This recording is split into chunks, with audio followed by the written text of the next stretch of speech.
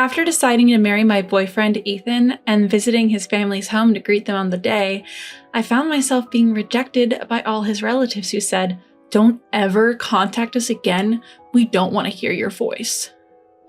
Perhaps because of their upbringing, being doted on for their good looks, my mother-in-law and sister-in-law were harsh and jealous towards anyone who possessed something they did not.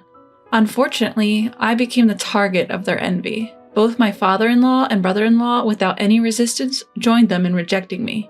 Several months ago, I was able to exact a grand revenge on these four. My name is Amy. I am 27 years old. Now I'm living peaceful and happy days surrounded by love with my husband, adorable child, and my parents. The origin of all this started 3 years ago when I was 24. It was triggered when my boyfriend at the time, Ethan, proposed to me. Ethan and I were colleagues at work, and we became close due to our shared hobby of movie watching, and we started dating after many movie outings together on our off days. Ethan had a calm temperament and was friendly to everyone at work, making him well liked by many. He disliked disputes and was the kind of kind-hearted person who could forgive others' mistakes. Since the time I entered the company, I was interested in Ethan, so when he asked me out, I was overjoyed, and I looked forward to going to work every day. Whenever I made a mistake at work and was feeling down, he would listen to me all night long, and I naturally started thinking, I want to be with this person forever.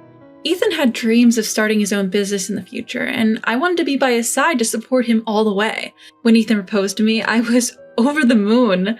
Of course, there was no reason to reject him. I accepted his proposal immediately and decided to marry Ethan. On the weekend after Ethan proposed to me, we immediately went to my family's home, introduced Ethan to my parents, and announced our intentions to marry. Ethan was also kind to my parents, and he even had a great time drinking and getting along with my father. My parents seemed to take a liking to Ethan, and they joyfully agreed to our marriage and shared in our happiness. Seeing Ethan engaging happily in conversation with my parents, I sincerely felt fortunate to have met him. The weekend following the report to my parents, we were scheduled to visit Ethan's house. Having decided to go greet them, I realized that I hadn't heard much about Ethan's family from him. But at the time, I didn't think much of it, considering that Ethan was living alone and probably didn't keep in touch with his parents that much. The night before the day we were to visit Ethan's family, Ethan suddenly said during our phone conversation, "About tomorrow. My parents might be a bit odd, but don't worry about it too much." I was slightly concerned about what he meant by odd, but I figured I would find out the next day, and since we had to wake up early the next day, I decided not to worry about it too much and went to sleep. Around 10 a.m. the next day, I met up with Ethan at the station and we headed towards his house together. Since Ethan was living alone, this was my first time visiting his family home. Despite what I might say, I was nervous all morning, and when I was walking with Ethan, I hardly heard what he was saying because my heart was pounding so fast. What stood there was a grand mansion, like a castle. The garden was vast, and I was petrified when I thought, Ethan grew up here? My nerves eased a little when Ethan, with his usual gentle smile, said, "Are you nervous? It's okay, let's go." As soon as the front door opened, my mother-in-law was there to greet me. "Oh my, you've come all this way? You must be tired. Come on in quickly." She greeted me kindly. She was very slender, well made up, and her hair was beautifully arranged. Her expensive, wrinkle-free clothes were flawless. Once inside, my father-in-law, brother-in-law, sister-in-law, and their children were waiting. Everyone in the family other than my mother-in-law greeted me with smiles, which was a relief. I was warmly welcomed, took a seat on the sofa, had dinner while chatting with everyone, and announced our engagement. Ethan's family was very pleased, especially my mother-in-law and sister-in-law were excited, saying, "We're so happy to have such a cute girl join our family." I was moved by the warm welcome from these people. The pleasant conversation continued. Ethan's family were very talkative, and according to the stories that came up, my father-in-law ran a company that sold package tours, and my brother-in-law who lived with them was working there as an executive director, intending to take over the company in the future. My mother-in-law and sister-in-law were housewives, supporting their husbands' lives, and they were living gracefully, attending dance classes and flower arrangement lessons during the day. My sister-in-law also took care of her appearance, and she exuded a confident atmosphere. My father-in-law was very kind, always smiling at me and making me feel at ease by bringing up various topics so that I wouldn't be nervous. I was sincerely glad he seemed like a good person. At that moment, a certain conversation with my father-in-law broke the harmonious atmosphere. "Amy, I heard that you work at the same company as Ethan. Are you a contract employee there?" No, I originally joined the company as a regular employee after graduating from university, just like Ethan. The company where Ethan and I work is a major corporation, known to the public as a top-tier company. It's a popular company among job seekers, and getting hired as a regular employee is challenging. But luckily, I was hired as a new graduate after college. Oh, is that so? Huh. In that case, where did you graduate from? I graduated from Harvard. That's amazing. You must be really talented. I'm so proud that someone as talented as you is marrying into our family. Amy's awesome, isn't she? She is very hardworking. She's competent at work and quick-witted. I'm so happy to be marrying her. My father-in-law and Ethan praised me so much it was embarrassing. In fact, I went to a top-tier university in the US, and I studied hard during my high school years, even at the expense of my sleep. My parents, who didn't have much money, worked hard to get me through college. I was determined to attend a good college, land a decent job, and someday definitely give back to my parents. I'd been striving towards that with all my heart. Caught up in a lively conversation with the two others, I noticed that my mother-in-law and sister-in-law had gone quiet. I thought, oh no, and I desperately sought a change in the conversation. And noticing a beautiful arrangement of fresh flowers on the table before me, I asked, "Mother-in-law, that flower arrangement is lovely. Did you put it together?" To which she responded somewhat gruffly, "What? As if you, a professional working in a top-tier company, have any interest in housewives' time-killing activities." Confused, I wondered why her demeanor had changed when just a moment ago she was speaking with a smile. As if in agreement with my mother-in-law, my sister-in-law chimed in saying, "From your point of view, Amy, with your high education, you probably think all us uneducated housewives can talk about is flowers." I hadn't meant it that way at all. Not knowing what to say, I felt a lump in my throat, nearly bringing me to tears. Ethan quickly interjected, "Hey, both of you, stop that. Amy isn't the type to look down on people." Ethan's words were a comfort, but I couldn't bring myself to apologize or say anything, so I just kept my head down. Glancing around, I noticed my father-in-law, who had been drinking since noon, snoring and passed out on the sofa. My brother-in-law was clearly bored, yawning and scrolling through his phone, making the atmosphere in the room really tense. Then, at Ethan's suggestion, "Maybe it's about time we wrap this up," I was finally released from my uncomfortable atmosphere. On our way back to the station, Ethan apologized. "Sorry about today. My mom and sister have a high pride. They're particularly sensitive about their high school graduate." From what Ethan told me later, my mother-in-law had been working at a flower shop right after high school, where my father-in-law had spotted her and fallen in love at first sight. My mother-in-law was certainly a beautiful woman. She had many customers coming into the flower shop just to see her. Every day, my father-in-law would frequent the flower shop, and after a relentless pursuit, they started dating and eventually got married. Even now, it seems my father-in-law is always wrapped around my mother-in-law's little finger, always doing as she says. My sister-in-law was also a beautiful woman. She and my brother-in-law were high school classmates and had reconnected at reunion in their early 20s.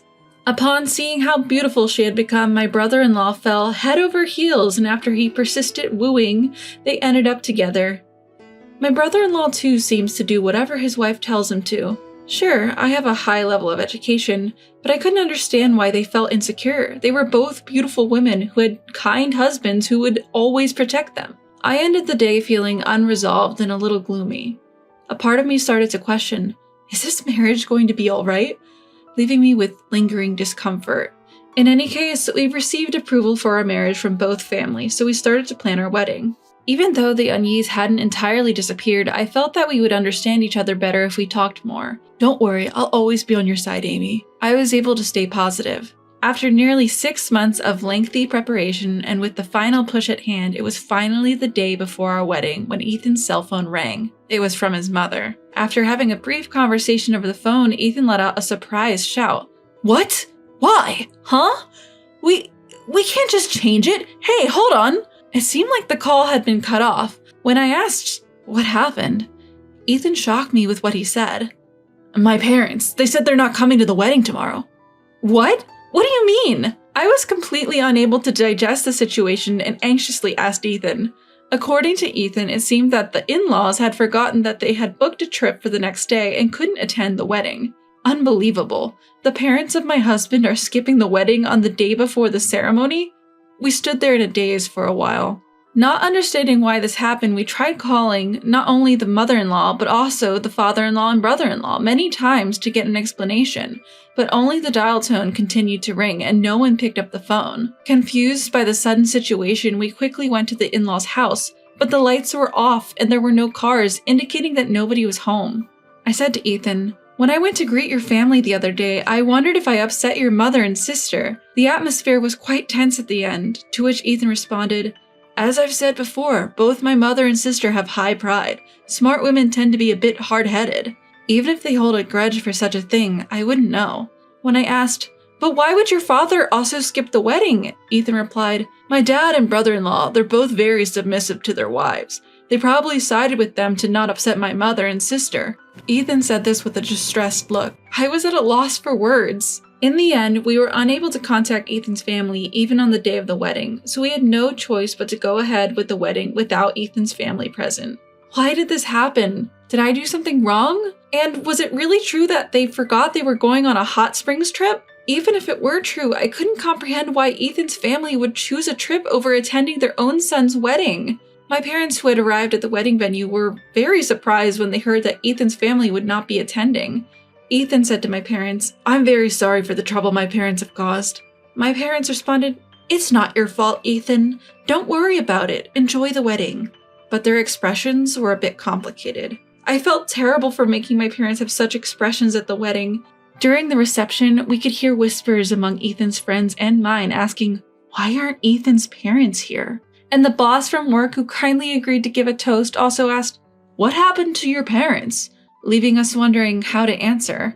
He couldn't possibly say, "My parents are at a trip instead of attending their son's wedding." When we were asked about Ethan's parents that day, we brushed it off saying they were feeling unwell. What was supposed to be a joyous day turned out to be one mentally exhausting day. Several days after the wedding ceremony, Ethan and I went to his parents' house to report that the ceremony had ended. "Oh, Amy, it's been a while. How was the wedding? Did you have fun?" "Oh, I'm sorry. I couldn't make it because of my trip that day. I meant to buy you a souvenir, but I got so busy and forgot." She said this with no signs of remorse. "No, it's okay. I'm glad you enjoyed your trip." Inside, I felt sadness, wondering why I had to suffer such treatment, but to avoid worsening our relationship with Ethan's family, I responded with a forced smile. Ethan said, "It's unacceptable to cancel the day before. A wedding where all the relatives are absent? Is that even normal? If you didn't want to attend, we shouldn't have invited you in the first place." Then the sister-in-law said, "I would have attended if Amy wasn't the bride." What? What does that mean? I was so confused that my head started spinning. Then, as if to counterattack, the mother-in-law said, "Don't just blame us. I wanted to see my cute son's once-in-a-lifetime moment, but Amy ruined it. I'm a victim too. I'd like an apology." Ethan spoke up on behalf of me, who was too shocked to respond. "What do you mean Amy caused it? Amy didn't do anything." Then the father-in-law, who had been silent, finally spoke. "Enough is enough. How dare you come in here in the middle of our day off and complain? Is that all you came here for? Get out!" He yelled at us with incredible ferocity, and we were forcibly kicked out. And as I was putting on my shoes at the entrance, I felt a prick on the bottom of my foot. Ouch! In a panic, I lifted my foot and saw a caterpillar crawling inside my shoe. Ew! I, with one shoe on, ran outside and let the caterpillar go. The mother-in-law and sister-in-law, who had been watching, said, "Are you okay?" while snickering maliciously. I, who wanted to get out of there as soon as possible, said, "Sorry for the trouble," and was about to leave the house quickly when I was stopped by my mother-in-law. "Amy, please don't get involved with us except for weddings and funerals." Huh? Before I could ask why, she abruptly closed the door, ending the conversation. I really don't understand what I've done. I just wanted to get along with Ethan's family. On the way home, Ethan kept apologizing to me. He said, "You don't have to force yourself to interact with my family anymore. I'm really sorry." The mother-in-law and sister-in-law said they would have attended the wedding if I hadn't been the bride. Feeling as if I was the one who had done something wrong without even knowing why, I started to feel sorry for Ethan. The very next day, I woke up to intense itching all over my body. The itch was so unbearable that I jumped out of bed and rushed to the mirror, only to find my entire body had swollen up fiery red. I was supposed to work that day, but quickly got a sick day and went to the dermatologist. Apparently, the swelling on my entire body was due to the caterpillar stings. The caterpillar from yesterday, huh? The itching was incredibly intense, and for about 2 weeks since that day, I was unable to sleep properly due to the severe itching. Come to think of it, I noticed my brother-in-law touching my shoes at the front door when I went to Ethan's house. The old me would have thought a caterpillar had just accidentally crawled in, but at that time, I felt nothing but distrust towards my in-laws. A month after that, Ethan was hospitalized due to ill health. He had been complaining of frequent stomach pains for a week before being hospitalized, so I, who was worried, forcefully made him take a day off from work and took him to the hospital, where he was told that he probably had a gastric ulcer and needed to be hospitalized for further tests. I was told not to contact them unless it was for a wedding or a funeral, so I hesitated, but I thought that it was not something to keep secret from Ethan's parents, so I plucked up the courage and called my in-laws. Hello? My mother-in-law picked up the phone. While the phone was ringing, I couldn't stop my hand from shaking, and I felt nauseous the moment I heard my mother-in-law's voice. That's how much I had come to dislike my mother-in-law. Hello, it's Amy. I'm sorry I haven't been in touch. What is it this time? Well, Ethan has been hospitalized due to ill health. They think it might be a gastric ulcer, but he's being admitted for tests just in case, so I thought I should let you know. Ah, a gastric ulcer, huh? Isn't it because you're overworking him? Please don't call me for such trivial matters. I'm busy. Trivial matter? Don't you care about Ethan? I don't want to hear your voice. I'll tell you clearly because you seem dull. I don't want to have anything to do with you from now on, so please don't contact me again. I'm worried about Ethan, that's why I'll call him directly. Then my brother-in-law suddenly came on the phone. Look, you're too persistent. Read the room a little. I don't know if Ethan's been hospitalized or what, but it's annoying to have you contact us every time.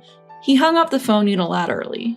The moment I heard the sound of the phone hanging up, I felt like something inside me had snapped. The in-laws who mercilessly threw harsh words at me, the mother-in-law who said don't contact us even though her own son was hospitalized, and the entire family of in-laws who rejected me unilaterally, I couldn't forgive them.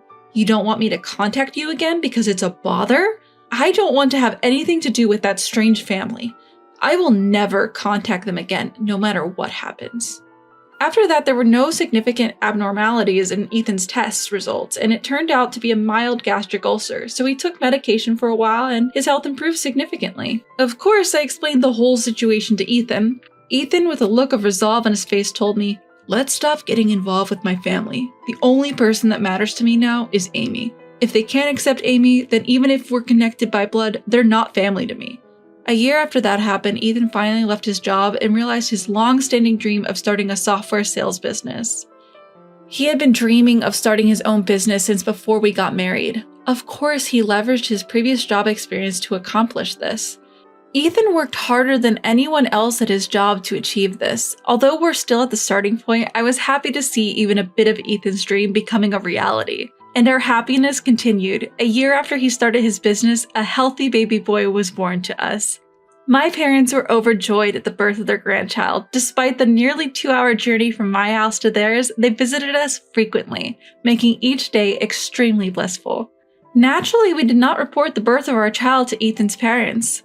Well, even if we had, they probably wouldn't have cared anyway, so it doesn't really matter.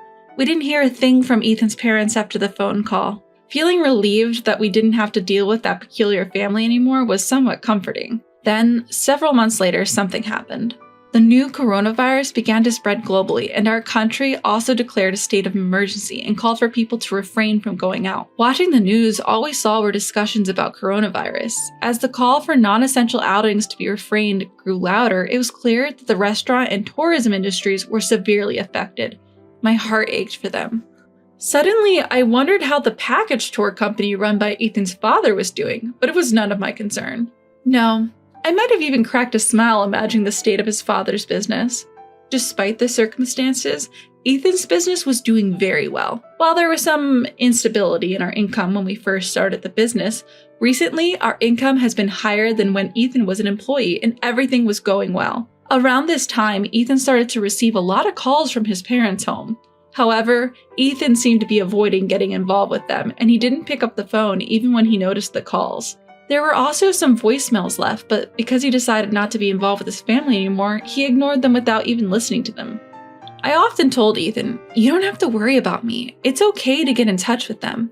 From my perspective, I despise his family. But for Ethan, they're his family who raised him, and I felt guilty making him cut ties with his parents because of me. However, Ethan told me, as I've said before, Amy is the most important person to me, not my parents. If they can't accept Amy, even if they are my parents, I can't value them. I felt sorry, but also happy for Ethan's unwavering kindness. Ethan was still receiving calls from his father and mother every day, all of which he ignored. Then one day, a letter arrived from Ethan's family home. The letter simply stated, "Our business is on the verge of bankruptcy and we have some financial matters we'd like to discuss. We need to talk as soon as possible." Pretty audacious for someone who had cut ties with us. Their nerve was just as strong as ever, and they demanded urgent contact. Of course we didn't get in touch. Let him suffer. That's what he deserves. Next thing I knew, my cell phone was ringing. I didn't notice the call as I was at work, but a voicemail was kindly left for me. It seemed like Ethan had not been answering his phone, so the caller had reluctantly reached out to me instead. It's quite audacious, especially when I had told them not to contact me. Reluctantly, I decided to listen to the message that was left on my voicemail. All I got was a message saying, "Is this Amy's number? If Ethan continues to ignore me, I'll come knocking. Let him know." That's all it said. 2 days after the voicemail was left, Ethan had the day off because it was Saturday. We were enjoying a leisure family day at home. We had just finished lunch and were discussing what to do for the rest of the day when the doorbell rang. When I checked the monitor, there stood my 4 in-laws. Seeing my shocked face, Ethan came over to check the monitor as well. Ethan let out a heavy sigh and said to me, "You don't have to answer. They'll give up and leave if we don't open the door." However, I said, "It's fine. They've come all this way, so we should let them in. It's kind of pitiful." Ethan thought for a moment, then said, "Okay," and unlocked the door. Pitiful? No way would I ever feel that way about such diabolical in-laws. I purposely didn't tell Ethan about the voicemail. All of this was to lure them into our home. Of course, my shock at seeing them through the monitor was just an act. I knew they would show up sooner or later. There was a reason why I let Ethan's parents into our house. The real retaliation is yet to come. It's time for a full-scale confrontation. The entire in-law family had come to our front door. As soon as the door was opened and the 4 of them marched in without a hint of restraint, spoke in a frustrated tone, "How long does it take to just open the door?" Such a bunch of ill-mannered people, it's unbelievable. As soon as they entered the house, Ethan's mother saw our son happily playing with his toys on the floor and said, "Whose child is this?" I responded, "He's our son." "Ah, I remember now. You said not to contact you anymore, so I didn't report it. But I don't think you're interested in it anyway, so whether or not I report it makes no difference." Upon hearing this, Ethan's mother stared at me with a look of contempt and muttered under her breath, "You are so cheeky." I was starting to enjoy the situation and asked Ethan's father, "So what brings you here today? If you wanted to visit, you should have let us know in advance." Ethan's father responded, "Didn't you read the letter?" "Do you mean the one that arrived 2 days ago?" I said, to which Ethan's father angrily said, "If you read it, you should have contacted us. It said we needed to hear from you urgently." Quick to respond, I said, "Oh, you wanted me to contact you? But you said you didn't want to have anything to do with us anymore, so I didn't think it was necessary." Looking at the stern faces of the 4, it was hard for me to suppress my laughter. Ethan, my husband, remained silent as if letting me say everything I wanted. True to form, he knew how to read the room. It's hard to believe he was born to parents who lacked such common sense. Then my father-in-law abruptly changed his attitude and began pleading. "I beg you, I apologize for the past. Due to this COVID situation, everyone's been canceling their travel reservations one after another. We're not getting any new bookings either, and who knows how long this situation will continue. If things go on this long, my business will be ruined, so can't you help me out with some money?" I responded, "I see, that's tough, but no. I'm afraid I have to decline. I don't want to conveniently assist someone who said they wanted nothing to do with me anymore. However, if you're really desperate, if you show me sincerity, I might reconsider." My father-in-law shouted, "What the hell?" and started to intimidate me with a furious face. But I wasn't scared anymore. I decided to handle things my way. "I didn't say you had to. Feel free to leave if you want to." My father-in-law looked vexed, slowly started begging. "I'm sorry, please help me out," he pleaded. Seeing that, I didn't respond. He told the other 3 to also apologize to me, and finally, all 4 of them started begging. When I responded, "No thank you," with a smile, my father-in-law suddenly got angry and banged his hand on the table. He then shouted, "You! When I'm humbling myself, you're getting high and mighty," and grabbed my collar. Surprised by his sudden aggression, I was about to tell him to stop when Ethan said, "Hey, Dad, don't lay a hand on Amy." My father-in-law asked, "You're going to take your wife's side when your parents are begging like this?" Ethan replied, "The most important person to me right now is Amy. I can't care about someone who treats Amy poorly, even if they're my parents. And I don't need any superficial apologies just for money. If you can't apologize to Amy from the bottom of your heart, just leave." At this, my father-in-law, seemingly enraged, punched Ethan square in the face. "Is that how you talk to your parents?" Blood was coming out of Ethan's mouth from the punch. I tried to say something to my father-in-law, but he was still so angry. He started to kick Ethan, who was on the ground. I yelled, "What are you doing to Ethan?" and tried to hold my father-in-law from behind, but he shrugged me off and I was thrown back, hitting my head on the corner of the table. I touched the back of my head where I hit it. My hand came back covered in blood. The other 3 people, excluding my father-in-law, looked shocked and frozen in place. As my father-in-law started ransacking the room shouting, "Where's the money?" I quickly opened the balcony window and yelled to the people passing by, "Help! I'm being murdered!" 5 minutes later, the police arrived. When the police arrived, my father-in-law quickly calmed down and began to blather, "Sorry for the commotion. I just got carried away with the excitement of seeing my grandson. My daughter-in-law seems drunk or something. She's been shouting strange things," he started with a flippant smile. I explained to the officer, "Please take this man away. He hit both my husband and me. He's also been ransacking our house, demanding cash."